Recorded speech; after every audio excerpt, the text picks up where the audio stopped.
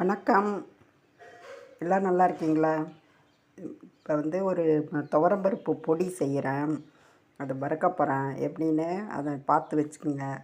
இது நீங்கள் இப்போ வேலைக்கு போகிறப்பெல்லாம் குழம்பு சாம்பார் இதெல்லாம் வைக்க முடியாத நேரத்தை இதை செஞ்சு வச்சுக்கிட்டாக்கா டக்குன்னு இதில் எடுத்து பிசைஞ்சி எண்ணெய் ஊற்றி எதாவது அப்பளம்லாம் நம்ம எடுத்துக்கிட்டு சாப்பிட உங்களுக்கு ஈஸியாக இருக்கும். இந்தமாரி உங்களுக்கு நான் 5 பொடி போடுறேன். பார்த்து செஞ்சு வச்சுக்கோங்க. ஈஸியாக இருக்கும் உங்களுக்கு. இப்போ பாருங்கள், இப்போ 1 கப் துவரம்பருப்பு எடுத்துருக்கேன். இது துவரம்பருப்பு பொடி.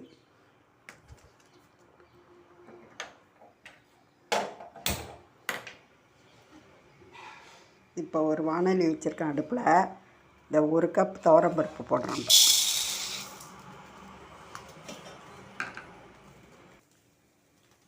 இதுக்கு இப்போ ஒரு டேபிள் ஸ்பூன் அளவு எண்ணெய் ஊற்றிருக்கேன். நல்லெண்ணெய். இதை வறுப்போம். இப்போ 1 கப் துவரம்பருப்பில் எண்ணெய் 1 ஸ்பூன் ஊற்றிருக்கேன். எந்த எண்ணெய் வேணாலும் ஊற்றிக்கலாம். நல்லெண்ணெய், கல்லெண்ணெய் எது வேணாலும் ஊற்றிக்கலாம். இதில் கொஞ்சம் நல்லா வறுத்துக்குவோம். இதை பாருங்கள், இந்த மாதிரி நல்லா வாசனை வரும். இது பாருங்கள், நல்லா வாசனை வரும். அந்த மாதிரி இந்த சமயத்தில் வறுத்ததை எடுத்து ஒரு பாத்திரத்தில் மாற்றிக்கலாம்.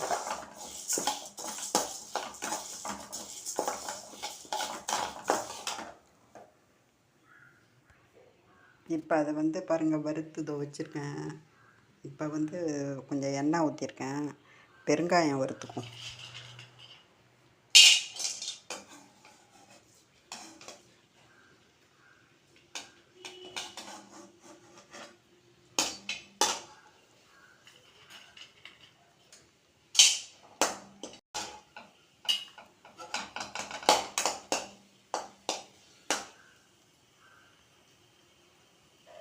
கொஞ்சம் எண்ணெய் ஊற்றி பெருங்காயம் வறுத்துக்கிறப்ப பொடிக்கு.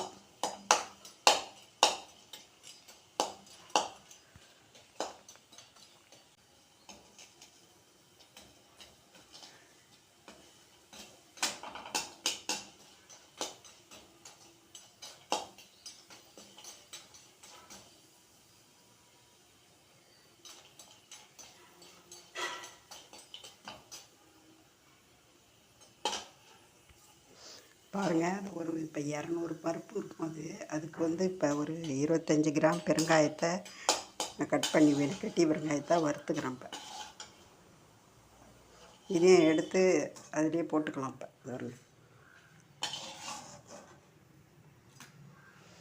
இப்போ இதுலேயே இந்த கொஞ்சம் ஒரு பூண்டு எடுத்து பாருங்க, பூண்டு ஒன்று எடுத்து இப்போ இதுங்கி வச்சுருக்கேன். அதையும் வறுத்துக்கலாம்.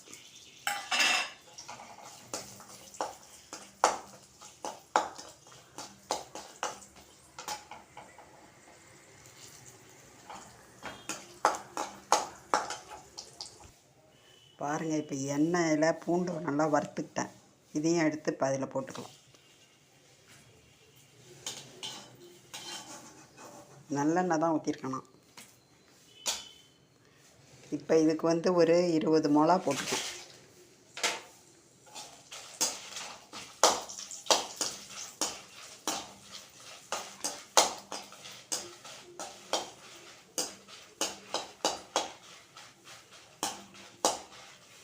அதிலேயே எண்ணெய் இருந்தது பார்த்திங்களா, பெருங்காயம் பூண்டெல்லாம் வதக்கிட்டு அதுலேயே இப்போ இந்த மிளகாயை போட்டு வறுக்கிறேன்.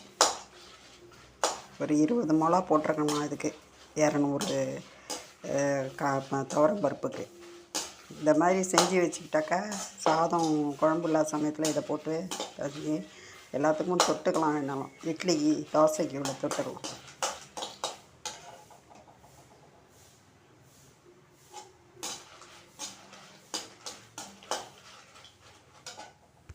பாருங்கள், இப்போ இந்த மிளகா வறுத்துட்டேன்.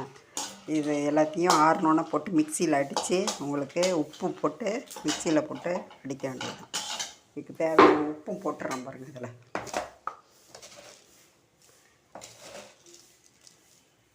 பாருங்க, இதுக்கு தேவையான உப்பும் போட்டேன். இது இப்போ ஆறணுன்னு இந்த எல்லாத்தையும் இந்த மிளகா, உப்பு, இந்த வறுத்து வச்சுருக்கேன் பெருங்காயம், பூண்டு, பருப்பு எல்லாத்தையும் போட்டு மிக்சியில் அடித்து உங்களுக்கு காட்டுறேன். பாருங்கள், இந்த இப்போ பொடி வறுத்து நல்லா பொடி மிக்சியில் போட்டு அடித்து வச்சுருக்கோம் பாருங்கள். துவரம்பருப்பு பொடி இது மாதிரி செஞ்சு ஒரு பாட்டிலில் போட்டு வச்சுக்கிட்டோம்னு வச்சுங்க, ஒரு மாதம் ஆனாலும் அப்படியே இருக்கும், நல்லாயிருக்கும். அப்பப்போ எடுத்து சாதத்தில் போட்டு நல்லெண்ணெயோ நெய்யோ இது எங்கத்த ஊற்றி பிசைஞ்சு அப்பளம் பொரிச்சு வச்சுக்கிட்டோ சுட்டு வச்சுக்கிட்டோ தொட்டுட்டு சாப்பிட்லாம். வத்தல் வறுத்து வச்சுக்கிட்டு இந்தமாரி உங்களுக்கு இன்னும் 4 பொடி சேர்த்து 5 பொடி உங்களுக்கு எப்படி செய்கிறதுங்கிறத காமிக்கிறேன். வணக்கம், எல்லோரும் நல்லா இருக்கீங்களா? இப்போ ஒரு கருவேப்பிலை பொடி பண்ண போகிறேன். அது பாருங்கள், உளுத்தம்பருப்பு ஒரு 100, இது ஒரு கடலப்பருப்பு ஒரு 50, ஒரு 8 மிளகா, காரத்துக்கு தகுந்தாப்புல மிளகா வச்சுக்கலாம், ஒரு 8 மிளகா வச்சுருக்கலாம், உரப்பு மிளகா. பெருங்காயம், கருவேப்பிலை, இது எல்லாத்தையும் வறுத்துட்டு பொடி பண்ணுவோம். இப்போ வாங்க, இதுங்க ஒரு கடாயில் எண்ணெய் ஊற்றி பெருங்காயம் போட்டுருங்க, கட்டி பெருங்காயம். இந்த பருப்பு போட்டுருங்க, அதை வறுத்துக்கலாம்.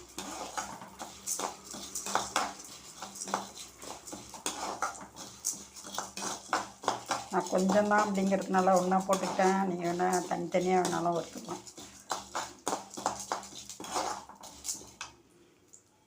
இது இப்போ தனியாக அது தனியாக வேணால் வறுத்துக்கலாம். இப்போ பாருங்கள், ஏதோ கடலப்பருப்பு வறுத்துட்டு இப்போ இந்த சமயத்தில் கொஞ்சம் செவந்துட்டு இந்த சமயத்தில் இந்த மிளகாயை போட்டுக்கணும்.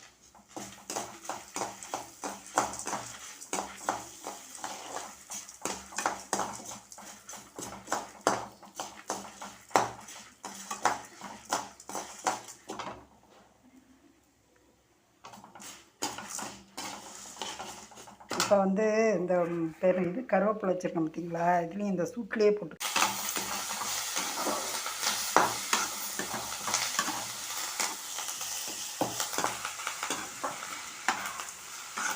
நல்லா காஞ்சிருந்துச்சுனாக்கா கடைசியில் போட்டுக்கலாம். இப்போ போட்டால் தான் இந்த கொஞ்சம் ஈரம் இருந்ததுன்னா எல்லாத்தையும் இழுத்துரும் இந்த பருப்பில் உள்ள சூட்டில்.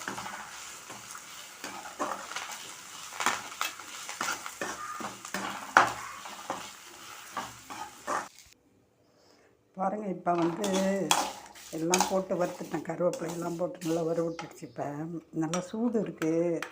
இப்போ கொஞ்சோண்டு ஒரு இருங்க, இதெல்லாம் இவ்வளோ ஜீரகம் போட்டுருங்க,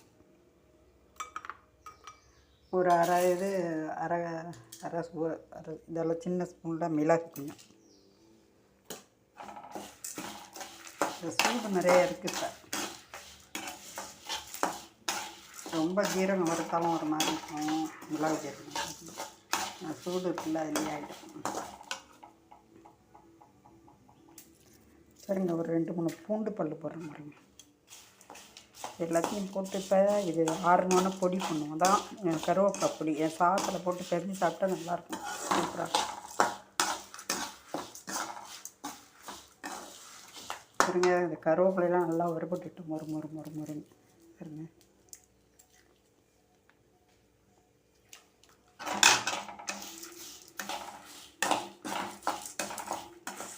போதும், இப்போ நிறுத்திடுறேன். இதை இப்போ ஆறணுன்னா மிக்சியில் போட்டு உப்பு போட்டு அடித்து காட்டுறேன்.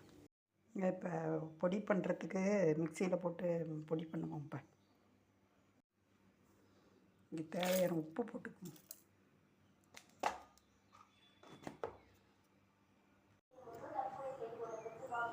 பாருங்கள், கருவேப்பிலை பொடி இது சாதத்தில் போட்டு நல்லெண்ணெய் ஊற்றி, நல்லெண்ணெயில் தான் எல்லாமே நான் வறுத்துருக்கேன். இப்போ வீணாகாதுன்னு இது நல்லெண்ணெய் ஊற்றி நெய் ஊற்றி வேணாலும் சாப்பிட்ருக்கலாம். இது பாருங்கள், இதை கொஞ்சோண்டு பொடியில் கொஞ்சம் புளி போட்டு, கொஞ்சோண்டு வெல்லம் போட்டு, வெல்லமும் கொஞ்சோண்டு புளியும் போட்டு துவையலாட்டம் அரைச்சிருக்கேன்.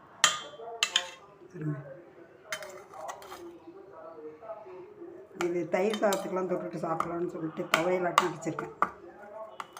இதே மாதிரியே நீங்கள் அரைச்சிக்கலாம். தேங்க்யூ. இந்த மாதிரி நீங்களும் செய்யுங்க. ஜோதி சம்பா சேனலுக்கு, இந்த சம்பா ஜோதி சேனலுக்கு சப்ஸ்கிரைப் பண்ணுங்கள், எனக்கு ஷேர் பண்ணுங்கள். தேங்க்யூ.